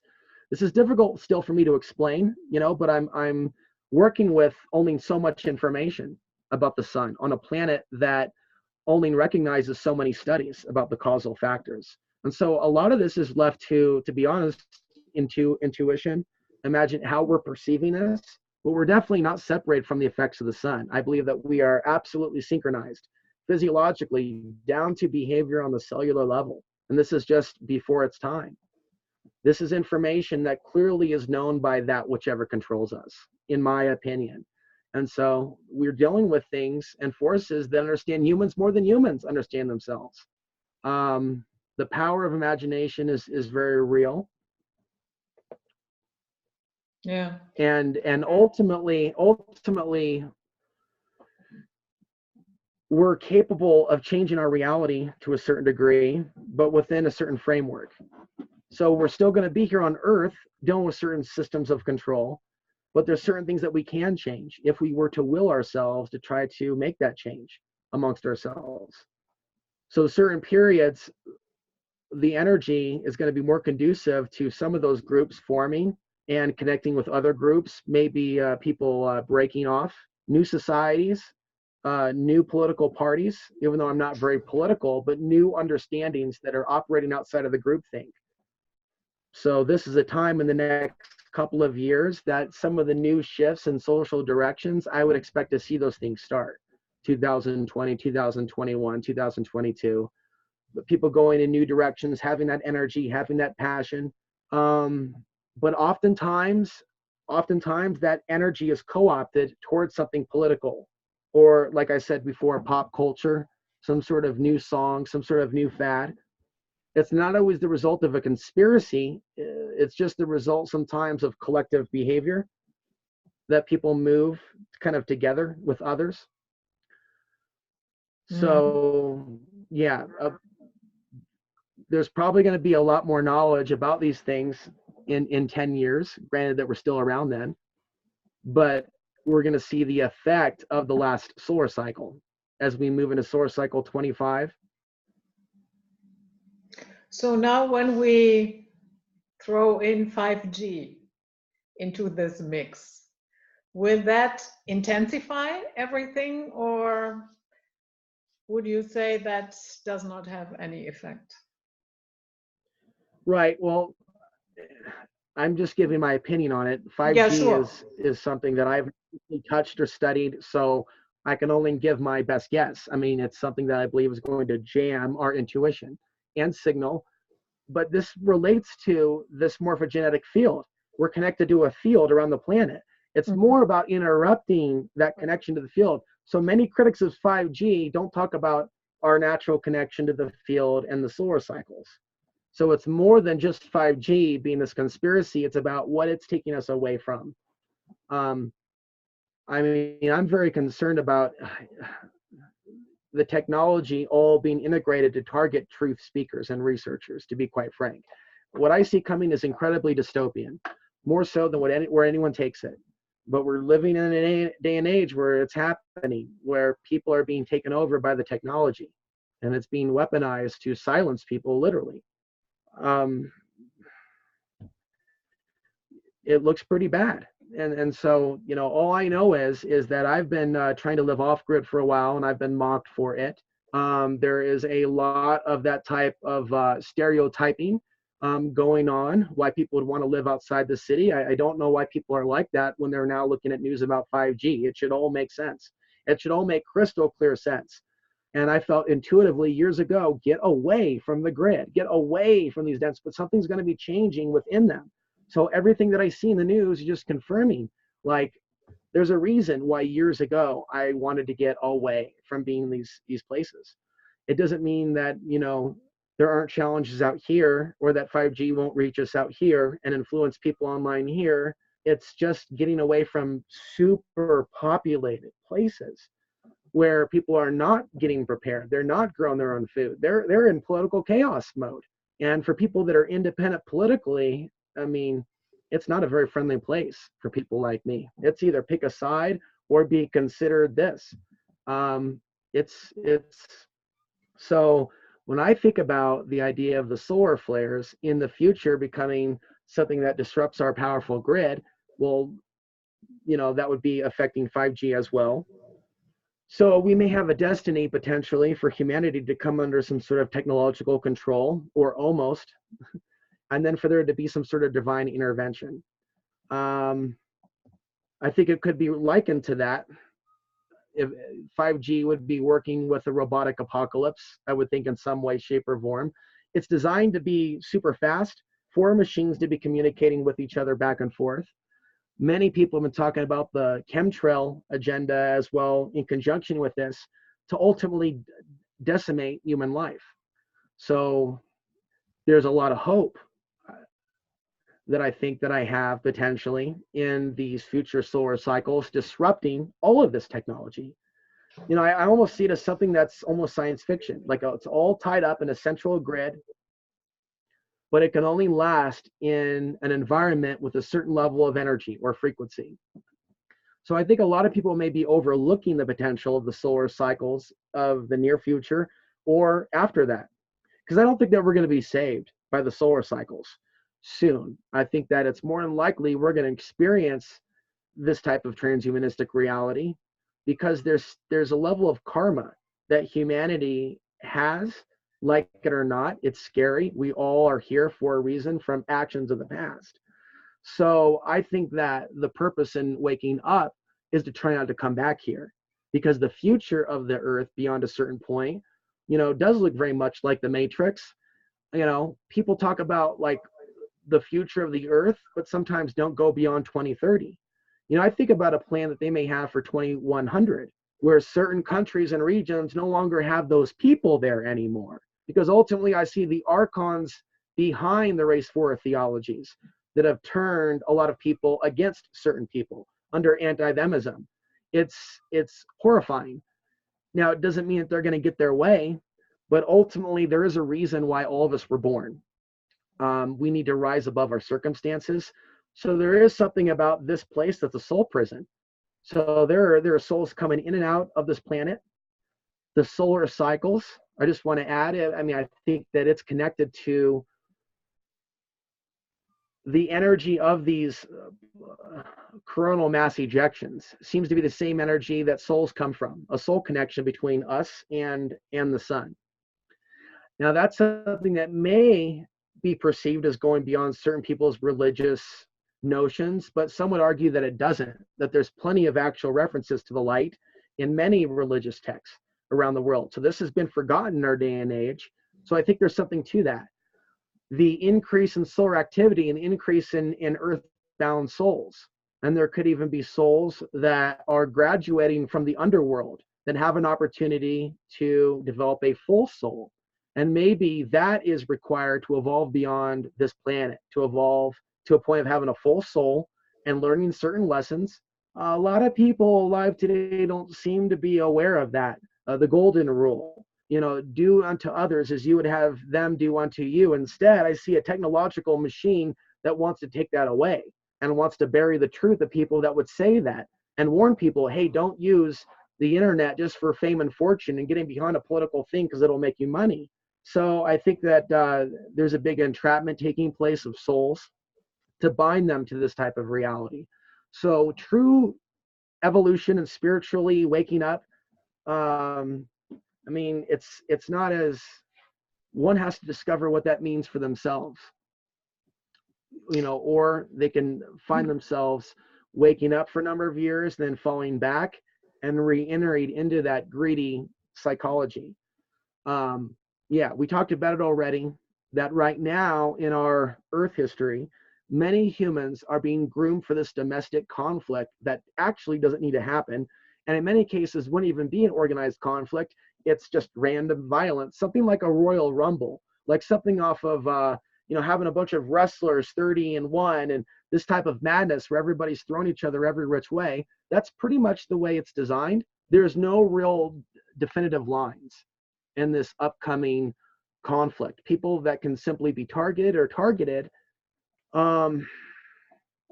Yeah, so we're definitely in darker periods socially than any other time in human history, in my opinion. We're hopefully going to see some rebound, but right now we're in some sort of a descent into something, and there's an unknown future ahead in the coming years. You know, things don't have to go in the direction like I have kind of been concerned that they would, like World War III, China versus the West. Things could go in a certain direction, completely different. But I'm not seeing a society on that path, you know, yeah. There's a lot of co-opting. And so I'm trying to let go and let God, as they say. It's beyond my control, really. We're just here to share information and try to evolve ourselves beyond the situation. Certain rules of thumb also: don't get involved in the drama between certain feuds that are going on. And there's many ways in which we can step away from that. So there's a lot of room for growth and stepping away from the collective thought forms that are out there to pull us in, regardless of our ethnicity or our nationality. I mean, there's so many different programs for so many different types of humans that are all based in the same thing. When I listen to that, it sounds a little bit as if, yeah, for lack of a better term, it's a fight between darkness and light, and we are picking our sides. You know, and I suspect that the solar cycles bring out those energies, the hero versus the archonic system. And a lot of these things are built into pop culture as well, some of these Gnostic themes, but I think that it's being reawakened in the collective consciousness to kind of meet this threat that we're facing, it is there. It also comes under attack too. But I think that it comes from somewhere, this collective imagination that at times is not the result of a conspiracy, but certain movies and ideas in pop culture that's there representing that collective knowing. It's happening within us. And so the real battle is within, over our lower senses. And it's going to maybe take me a while to really articulate this as far as I'd like to. I've been at this a while, but what I've come to learn is, yeah, the desires and the lower thoughts and things like that are more self-destructive than some of the physical foes that we face, because ultimately we're trying to evolve our own souls in this world, and there's countless propaganda outlets that keep us in this limited sense of self, constantly creating enemies and boogeymen. So it's built in within our own matrix. And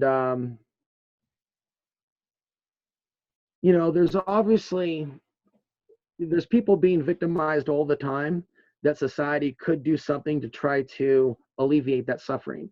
And in many cases, society hasn't really passed that test. So that's why I believe we're trying to evolve beyond this type of a world entirely. We could really be looking at a world that will continue to descend into a certain direction, where coming back in this type of a world is not necessarily a good thing. Maybe it would be for some people with a better situation or position to be able to make things right. So maybe there is another form of evolution beyond human that may be more, for lack of a better word, angelic, that is there to help humanity in a more capable way other than just being in flesh. So in my imagination, there may be a number of different places for us to evolve beyond human before we evolve beyond this type of a world. So there is a deeper battle of good and evil taking place amongst the humans. That does seem to be apparent. So some humans may seem to be on the surface level cursed with bad luck. They may be experiencing those things to be forged into something powerful. On the other hand, other people may seem blessed with material possessions and money and popularity. Definitely a lot of that. And that may be more or less the co-opt of their soul to this world, to false values and things. And they may not realize that till they're older, or they may not at all. And so, things are not as they seem when it comes to, our financial situation, our social status situation. And now we know with China and the social status, social control rating, the credit rating, and thus a person's life being affected by that. Why does YouTube seem to be a mere reflection of that? I would say that the YouTube algorithm is a mere reflection of the China social credit rating system. And we're seeing it now in the speakers and ideas that it may promote to the top, and the more truthful bits of information that people are going to have to dig for on the internet to find. Yeah. You are probably familiar with that. We have this map that shows an X over the United States that these solar eclipses make. And there is a lot of gloom and doom talk about, here the X, the spot is marked, the USA are going down. Yeah, I hear that I don't know, for the last 10 years at least. The USA are going down, they're going down. And now the US will be marked by 2 solar eclipses. Fear Right. porn? Well, I'm aware of that map, and there is something coming in 2024, right over a certain part of the United States where X marks the spot. And that's also going to be in the period in which we're in the solar maxima. So, I think that's likely that we're going to see a lot of things begin after 2021. Hopefully not. But what may be occurring soon with China, I think we're going to see a lot of 2021. Now, obviously, that's going to be impacting long-term whatever happens in the United States. And Earth changes with the next solar cycle, right? There could be a direct correlation between the two. There's a lot of concern about the Madrid fault. And I noticed that there are cycles of what I call catastrophobia, where people are freaked out, wigged out the most about the Earth changes, and they may not know about the cycles. a lot of people tend to talk about things like it's all one linear trajectory. And yes, we are in a particular crash course with a certain reality, but life still goes through cycles, ups and downs. So it does seem like that's a very volatile period, 2024, certainly, right? As I've been saying, it's also a period where someone could be strategically removed from certain dangerous areas and having a spiritual experience somewhere else. Not that relocation is needed. I often, though, think about places that may be safer, in the United States where they're not dealing with a bunch of looting and rioting, that if we are dealing with those major eclipse energies that are historic, mind-blowing, that we're not distracted by maybe a need to defend ourselves or this other thing, but because I believe that we are capable of deep, profound transformation and awareness. And I don't take it too far, but we're much more capable than what we're expressing. So, I think that someone could look at what's coming and choose to plan their lives accordingly, to be away from the chaos, whether it's going to be off the grid or maybe just somewhere else in the United States or in Europe or in the world. They may have the intuition to realize, okay, if everybody's going to be super emotional in this particular area, in this particular region, there could be trouble. There could be a resource depletion issue. If there is some major crop loss from the solar minimum that we're in right now, that can lead to even greater problems economically in the early 2020s. Things like that, looking at certain formulas. But I have no definitive prediction regarding a specific thing. But we could also bring in the fact that we're facing increased meteor strikes. We're already seeing reports of small ones hitting the Earth's atmosphere. They reported July 22nd that there was some sort of light impact.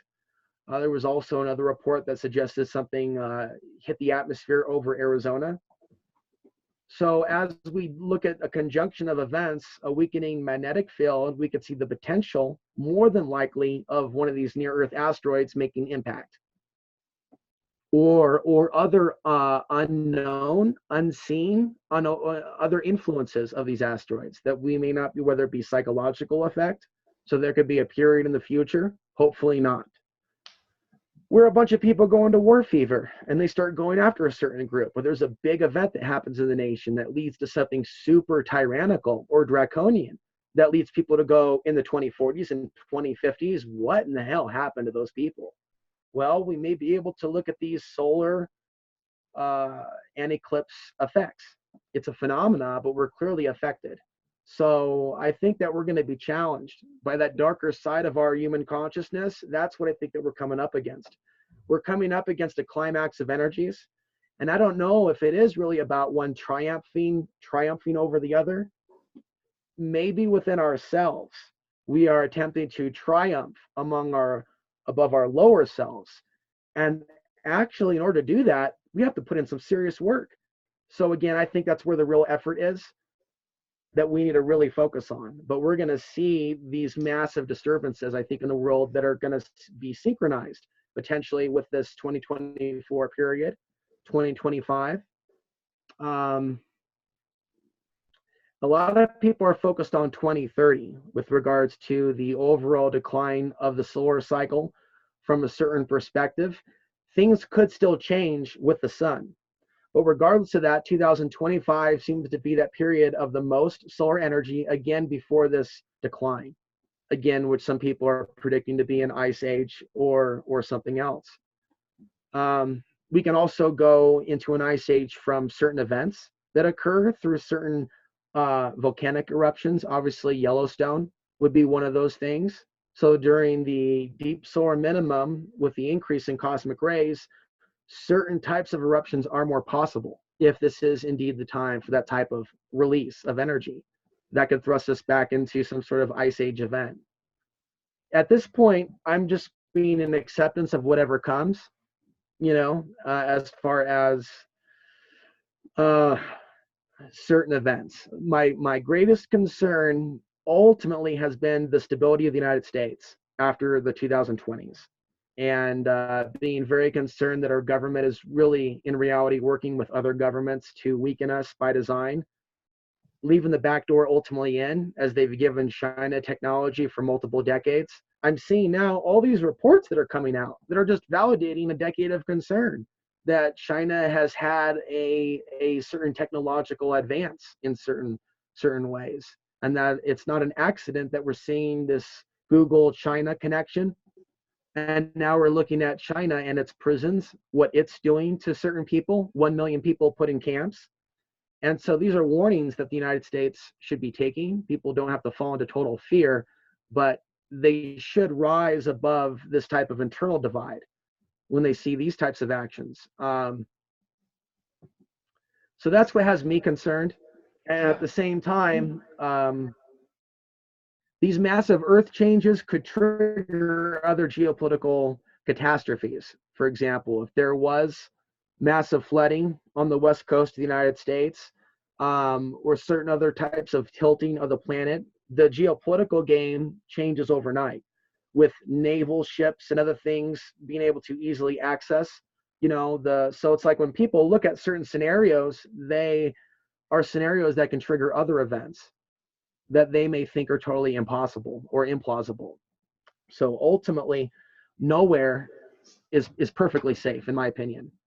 But there are areas that are just more at risk because they're near the coastline, because they could be military targets and military bases. There are areas that we can clearly see, but there's no point in looking forever for the perfectly safe place, because whatever's coming is going to stress everybody out when it comes to resources.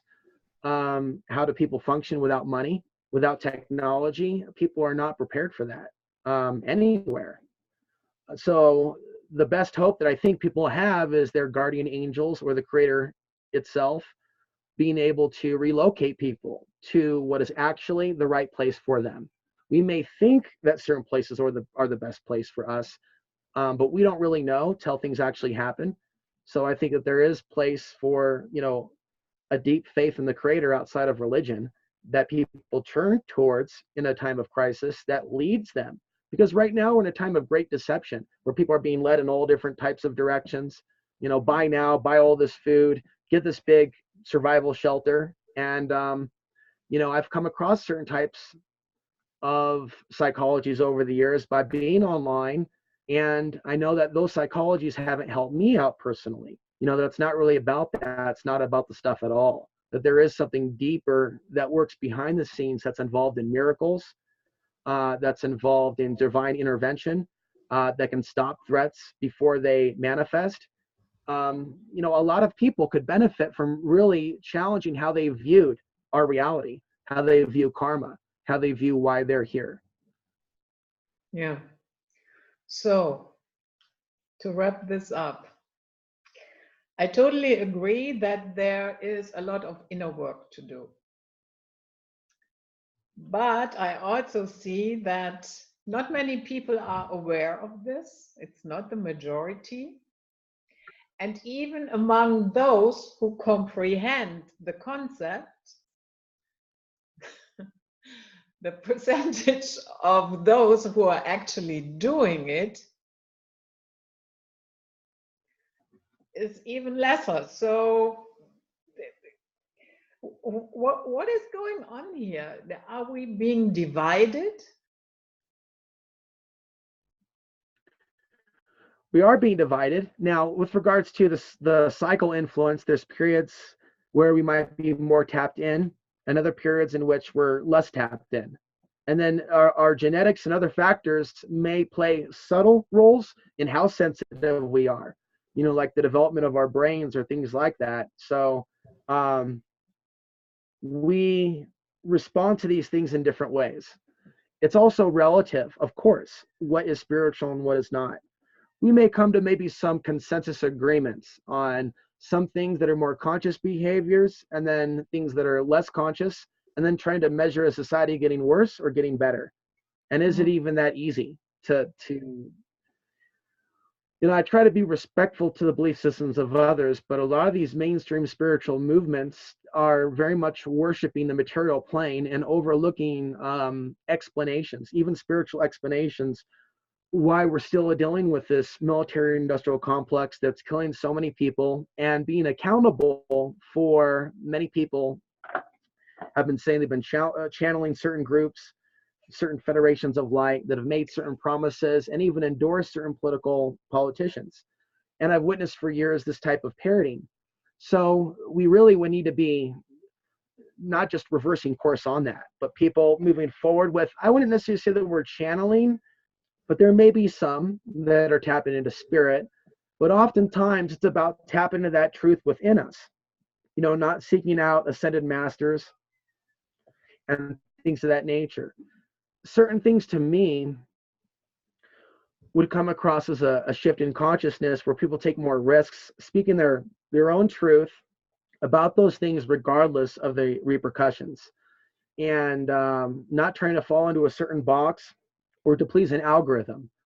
And there may be people doing that in certain numbers, but it's not quite the critical mass that we need.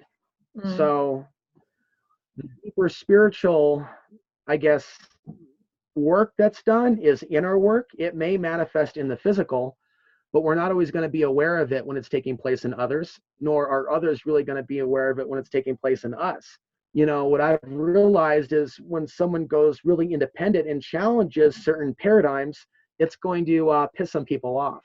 And so the way that society treats our information or ideas may not be the right measuring stick when it comes to, is the information becoming more spiritual or not? It may be rejected by more people as it gets more real. There's a lot of things that are very reactional with regards to just independent research in general, mainstream media, conspiracy theories. Oftentimes the dark side of that easily just makes an enemy out of a certain group to make sense out of why someone else is enslaved. And that's not really waking up. That's actually kind of like an atypical personality type. So we need to evolve beyond that to understanding why we're in this type of a reality. Yeah, but I don't know if it's actually going to get easier. And so what I think that we're here to do is learning to evolve with the interference that comes, and that some of those things that come are there to help us evolve even more, to separating from our lower selves or the material plane. So there is a spiritual ascension that I believe is real. But what that means and what that entails is a very spiritual experience. It doesn't include being saved by ETs. And those things seem to be implants that they interjected into our world to confuse people. So when people start looking for evolution or spiritual ascension, that they end up co-opted by these belief systems. Yeah. So that's pretty much the path that we're on right now, is breaking free each year from whatever programs and belief systems that were there before. I mean, for me, in the end, the greatest concern that I've had is leaving the world without the key things that I want to express being expressed in the right medium, like a book or something that I would like to evolve upwards to in the future beyond YouTube, and expressing some of these ideas, maybe even multiple languages. And to me, that's a greater way to leave the world as opposed to a certain type of materialism or a certain number of family members. And I'm not here to put down others, but there is like that blueprint that we're just here to make more of us, make more of us, make more of us, continue to continue. And so there's a higher conscious version of what we're doing here, occupying biology. Then there's this other version that is on autopilot. So it's up to each man and woman, wherever they are, to be able to distinguish between the two. I've started to figure out what it is for me in recent years. There's definitely options in our lives where we could have gone in two different directions or in another path. Yeah. And so in a way, we're breaking free from the collective is the biggest thing that most of us are doing in this lifetime. When you said that it's not going to be that ETs are going to save us, I have to say, whenever I smell a savior program, I run into the other direction. I'm out of there immediately. Yeah, and it can be lonely to step away from that mentality. Some people may feel hopeless, but if we are the ones we've been waiting for, and if we've been transported here to become an even powerful spirit, then that's where we need to focus our intention and awareness. And that's not the same thing as declaring ourselves gods and goddesses. There is No, this no, no, no, middle no. way of not necessarily going to a certain direction. Now, some people do that, and some people are developing these complexes, and I'm not here necessarily to knock that either, but I'm not even taking it that far. We're a long ways away from that type of status. I would think that I we would don't be even expressing want that ourselves in a much status. more right. So there is a middle way, and we should pursue that. But yeah, we shouldn't necessarily want that type of a status, because if we fall into that psychology, then maybe we're not evolving beyond this type of a world. Yeah, exactly. Yeah. And a lot of those gods and goddesses, to me, they are, yeah, let's say lower astral. It's another trap, another deception, and there is nothing to worship there. So I'm not a huge fan of any gods and goddesses. I'm not very impressed there. And that is why I do not want to have. And the program comes in different ways at different times. So certain political memes may come out about the chosen one, things like that. The reason why some things strike a chord is because of something in that collective, in the collective consciousness, the collective memory. It's there. Of one group being duped against the other, one being chosen and the other not Kicked in being the chosen. ass. It's a part of this world. It's a part of the lower world, this type of earth realm. So yeah, certain buzzwords come around that can captivate people. Yeah, my hope is that some people that have been duped into the elements of some of the new age thought really take responsibility for their own need to apply the law of attraction to speaking up for people that have no one to speak for them, shine the light on certain issues. And that's not the same thing as giving the dark force power.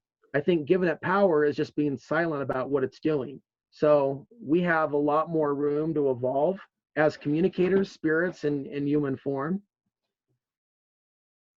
Yeah. And so YouTube really is a precursor to maybe even another genetic leap or consciousness leap. We don't know, but we do know that it was brand new, dropped in our lap 15 years ago. And that one could say that there's been a cosmic test over what we would do with this technology for those that chose to open up accounts and be their own media, right? People have been given enough rope to hang themselves spiritually, enough money, in fact. And so this whole YouTube thing, actually behind the scenes, one could be shown in the spirit what it was all about, as well as our access to the internet, what we would do in the Western world with our speech, whether people would gang up and develop these types of dark thought patterns that would further victimize certain people, or whether they would use it to make the world a better place. So I think ultimately we do have that type of test that is ongoing each and every day that we speak to others through these platforms. Yeah. Wonderful, wonderful final words. Alex, you have to come back. Okay. Okay. Hopefully this will be a good introduction then to some of these ideas, and then we can come back with more information. Yeah, sure. Sure. I think we covered a lot of ground today. And yeah, it might be new and not very comfortable, but it is certainly worth exploring it. Well, I appreciated it. Thank you. Okay, thank you, Alex. Yes, this was it. Night Flight for today. Take good care of yourself. Stay safe and sound. Bye-bye.